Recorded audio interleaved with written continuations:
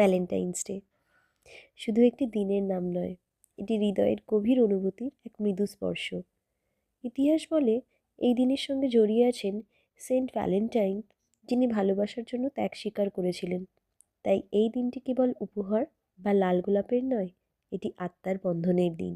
যদিও ভালোবাসা কোনো একদিনে সীমাবদ্ধ নয়, তবুও এই দিনটি আমাদের মনে করিয়ে দেয় জীবনের সমস্ত রকম ব্যস্ততার মাঝেও ভালোবাসার মানুষের জন্য একটু সময় রাখা জরুরি।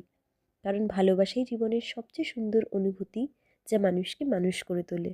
আর তাই আমরা দুটিতে মিলে একটু কোয়ালিটি টাইম স্পেন্ড করতে বেরিয়ে পড়লাম, কোনো প্ল্যান ছাড়াই আমাদের প্রিয় জায়গা এসপ্ল্যানেড এক্সপ্লোর করতে। ভ্যালেন্টাইন্স ডে গিফট হিসাবে বর নিয়ে গেল শপিং মলে, যেখানে ট্রাই করলাম বেশ কিছু ড্রেস।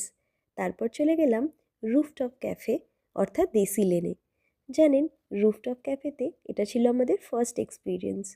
অ্যাম্বিয়েন্সটা বেশ রঙিন ছিল, ভিতরে চলছিল লাউড ডিজে, অ্যান্ড আমাদের মতো অনেক কাপলরা এসেছিল ডিজে নাইট এনজয় করতে। আমরাও আমাদের মতো খুব মজা করলাম। তারপর একটু পেট পুজো, ওটা ছাড়া তো ডেট কমপ্লিট হয় না। দেখতে দেখতে রাত্রির 11টা বেজে গেল। তাই আর দেরি না করে আস্তে আস্তে বাড়ির উদ্দেশ্যে রওনা দিলাম। আজকের জন্য এই পর্যন্তই, আবার দেখা হবে নতুন কোনো ব্লগে। টাটা।